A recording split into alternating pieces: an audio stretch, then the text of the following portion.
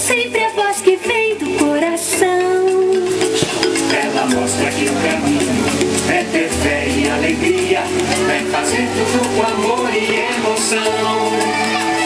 Acredite de verdade, faça